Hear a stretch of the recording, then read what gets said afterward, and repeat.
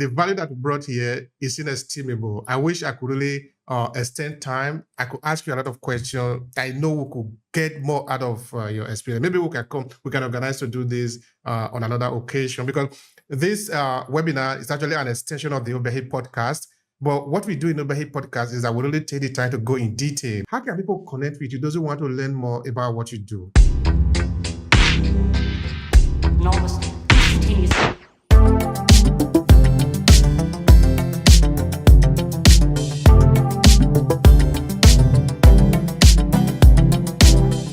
neilmartin.com. My email is neilmartin@gmail.com. Just the NEALEMARTIN. Just that funky E on the end of Neil. Right now, I'm working on a few projects. I'm really trying to. So I wrote this novel and got that published. I'm really not supporting it as much as I should. Working on the second one. I'm working on a short story for teenagers to kind of go from a childlike belief in God to an adult belief in God. So I'm working on that with my minister to kind of check my work, and then I'm working with a lot of clients and really this idea of behavioral marketing. Deidre, you were talking about not wanting to do the negative things that are associated with a lot of behavior. I interviewed Cialdini, who wrote the book Persuasion, and that's kind of like marketer's Bible for how to manipulate people. But one of his insights were that if people think that there's a limited availability, it will get them to act. And so it has been one of the button pushing things that people, act now for a limited time. We're running out of all of those things. Cialdini identified as a pretty good driver to behavior. And then so I'm working with clients who really trying to understand that if they're going to do anything new, that they have to think about it from a behavioral perspective. How do I change that behavior? The things that work well are, we do steps, make things easier. But for some retailers and so many product people, they just. Are you an entrepreneur struggling to stand out in a crowded market? Your secret weapon is your story. Discover how to make your competition irrelevant by owning your story. Want to learn more? Check out our signature program, Own Your Story, a 5-week training to reshape your narrative. The link is what you see on your screen, academy.aclasses.org/story. Now back to the conversation. They think that their thing is better and people will buy it because it's better, and that's how they'll convince people logically that it's better, and then they lose all their money. So it doesn't matter how successful I am in helping them. They'll forget as soon as I'm out the door and go back to the old way of doing it, which doesn't work. So I'm trying to create my own little narrative about, and it's for nonprofits, it's for government, it's all the same thing. It really is truly understanding the drivers of human behavior are primarily unconscious. And that learning how to communicate to that part of the brain, and when we talk about the neuroplasticity, the idea of getting people to act, getting people to move, getting people to do things are completely required if you're going to really change the brain in a meaningful way. I did a TED Talk several years ago called "Why TED Talks Don't Change Your Life." And it was just kind of to this point that, I may have this happy thought, oh, that's a really neat idea. Oh, I think I'll go do that. But you won't. You won't unless you change your unconscious part of your brain that automates things. So that's kind of my big, I go back to that idea over and over again because I just believe it's so counterintuitive. That people just believe that they're consciously making choices and that these conscious decisions are driving what they do. And it truly is the exact opposite, that they do things and then their conscious brain does a post hoc rationalization to explain why it did that and why the conscious brain was in charge all along. And so I think that's the biggest takeaway from me over the last 30 years. Of all of this, all of our ability to peek inside the working brain, and if you want to change the world, I mean that's just a large. You got to start there. You got to start with how how do you appeal to that part of the brain that's so fast and so primal? And again, a lot of that comes down to creating narratives that shape culture. I do think I would like to encourage everybody to really look at what we're doing in a more collective way. I would love to stay in touch with you guys and share information, share ideas. I think that to fight the good fight, as it were. I mean, if you look at everything we did during COVID, for example, all of these things that where there was a tremendous amount of mass manipulation and not treating people respectfully and not listening to people. That that if my work is really in large part about trying to help people make better products, create better services to help people in a more effective way, and that to do that, you have to really um, think through what their perspective is. How do you understand what they're trying to get done, and how to facilitate that? And when you look at things like AI or whatever coming down the pike that everybody jumps on, it's like I was very big in helping the telecom industry back when they were creating broadband and all of these. I helped Samsung develop their first smartphone in response to the iPhone, and none of us back then ever imagined, teenage girls becoming morbidly depressed um, by being on social media all the time on their phones. I mean, just the addictive nature of that just did not occur to us. How to fix that. These are kind of things that haunt me all the time. It's like, okay, how do we turn that ship around, and make these amazing technologies helpful and not harmful. All right. Thank you so much for your presentation. I appreciate that. I really do. Okay, first, how can people find you? Please share with them how they can connect with you, and if you want to share anything about your project, yes, take the few seconds to advertise yourself. Yeah, so you can find me on LinkedIn. I have Gunnar Newquist is the tag at the end of my LinkedIn number there. And my email would be newquist280 at gmail.com. I was not fortunate enough to be the only Gunnar Newquist in the world. But anyway, so what my main project is here, besides consulting with tech companies to help improve their products, I have been attempting to develop artificial intelligence strategies that actually connect people. Like, instead of replacing people, we want to bring people together into the real world.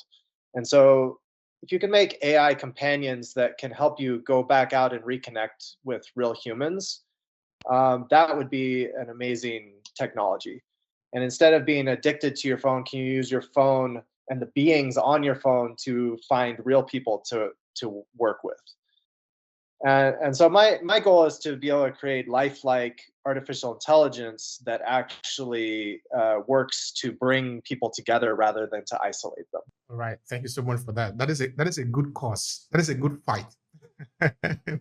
Yeah, I hope so. And robots too, like real robots. I love physical robots that you could play with, and have these things from sci-fi that are positive, like R2D2 and your these sci-fi friends that we don't have yet. How can we make that a reality and have them help us instead of All isolating right. You know what? We could actually take on this argument and talk about it. Of course, I will send you a message and see how we can arrange for that, because we like all these different innovation, different approaches to our life, because our life is important. We are called upon to do something. We need to respond to that call. Anyway, I'm coming to that. Maybe after this conversation, I will send you a message for that. So what will be your final thought here to conclude this conversation? I think this is great, bringing storytelling back into the forefront of what people are talking about now, because it's so easy to change people's minds with a story that you have to be very careful about the stories that you're telling. Actually, like, do we want positive stories, or do we want negative stories? Do we want doom and gloom, or do we want hope? And so there's ways of seeing the same information from two different points of view, and the story is really what differentiates that. I say our shared stories are what differentiate the way that we look at the information that we see. And so if we can all be working together to create stories that lead people to make the right behavioral choices, to do good things, instead of isolating ourselves into these different political groups or cultural groups, I think that would be a much better cause to be a part of. So that would be great. And whether it's with technology or direct human interactions, both of those are important, I think. Thank you so much for that. I appreciate you. I appreciate your time and the contribution here. That is highly valuable. Thank you so much. Well, thank you. Thank you All so right. much. Dear Iris, it's your time. Thank you so much. All right. First, tell the people how they can find you, because they love what you share with them. They appreciate it, but they want to connect with you. Because connection for us here is important and it's intentional. Tell them how to reach you. Thank you for watching. Are you enjoyed the video? Let us know in the comment section. My mission is to help professionals like you to own their story. What would I do for you, you might ask? Well, it helps you make your competition irrelevant. Want to learn more? Check out our signature program, Own Your Story, a 5-week training to reshape your narrative. The link is what you see on your screen, academy.aclasses.org/story. Now back to the conversation. One way to reach me is through LinkedIn, through Iris, IRIS Teasley, T as in Tom, EASLEY. Or you can reach me via email at iris.teasley, TEASLEY, @yahoo.com. And I would only say, not to be morbid or negative, but the group that I work with dealing with people with disabilities, that can be a group that any of us could join at any time, given the right or wrong set of circumstances. It's normally not planned. Sometimes it happens after birth.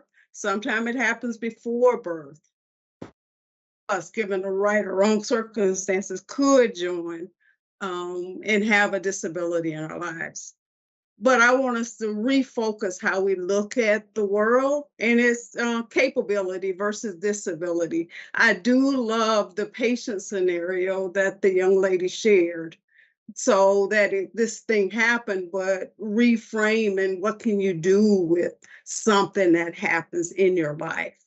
And with me, I work with parents of young adults to create independence and to help them to create the life that they desire, not the life someone else craft for them.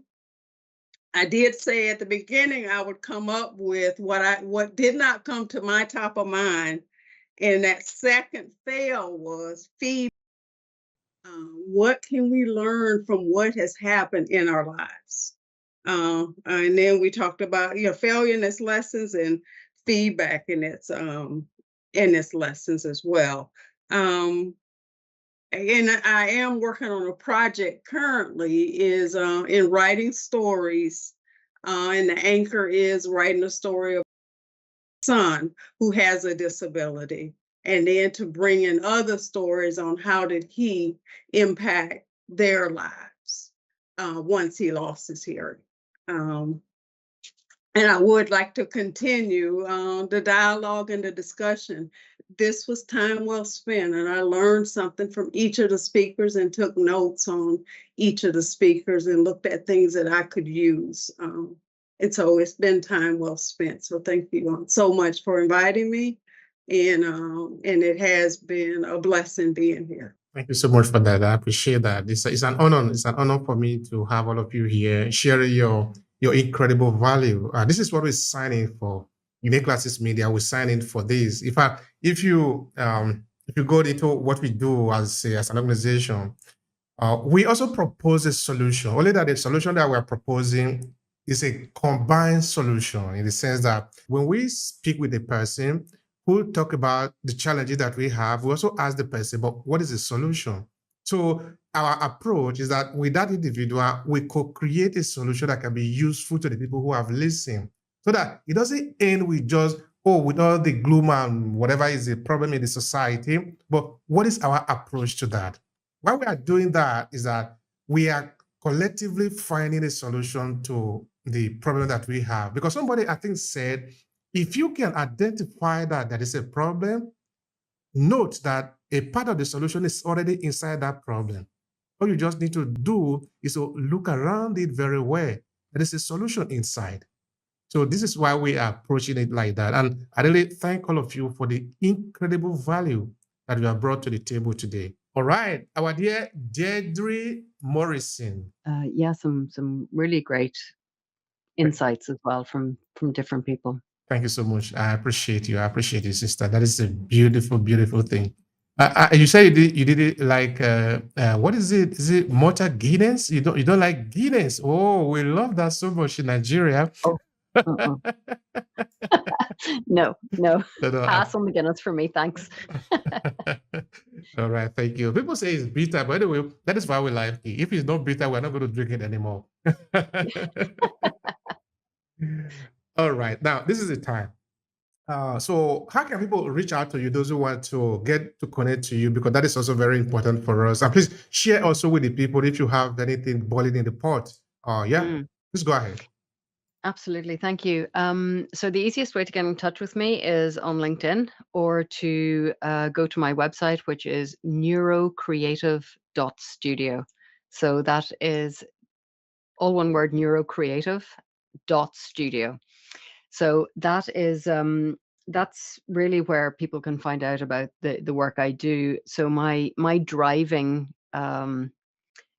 my motivation, if you like, is that I would like to see a world where more people understand their brains better and act based on that. So I find it really hard to think that people who truly understand how their brains work and how amazing they are will misuse that information. I think they, maybe some people who kind of understand it might misuse it. But I think when we really get to understand what's going on in there and to understand how amazing humans can be and the potential we have, then it is a much we've got a better chance of creating a better world. So this thing that I've got in my head is that I would like to create sort of a global brain literacy movement. And I'm constantly talking about how we can understand our brains better, how we can just get this message out there, that if we have more awareness, we can do better things. We can have better actions, reactions, and interactions with people. We can make better choices and decisions. We can have better relationships, be healthier, think of better ideas, and so on. So I'm basically doing that these days by helping leaders and emerging leaders use more applied neuroscience in their work, because they are the ones who are creating ripples. They're the ones who are impacting people around them, and they're going on to make bigger and better changes in the world too. I'm also involved with the Institute of Organizational Neurosciences hub. It's called the NPN Hub, and that's where we bring neuroscientists and practitioners together so that we have a forum where people can discuss and exchange ideas. This is a really, really exciting space. We've just had our sort of first birthday celebration, and it was amazing. And the conversations that go on in there are just fantastic. And Gunnar was talking about, what kind of stories do and should we tell? And I found that a really interesting question. And I think the thing that I would come back with on that one is that it's not just the kind of stories that we tell or listen to, it's actually the state of mind and the state of awareness that we have when we hear them.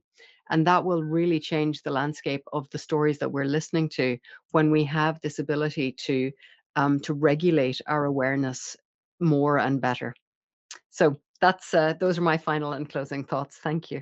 All right. Thank you so much for that. Okay, you know where I was going, so you already picked the conclusion. I appreciate you. Thank you so much. Of course, Matsi also greet all of you. She have a little emergency that she need to respond to, so that is why she didn't stay till the end. But of course, she appreciated the time and she sent her message to all of you. All right. Thank you so much. I really appreciate your time. Thank each and every one of you. Thanks also to the audience, and thanks also to those that are going to listen later on. It's a pleasure on my part. I appreciate it. Namaste.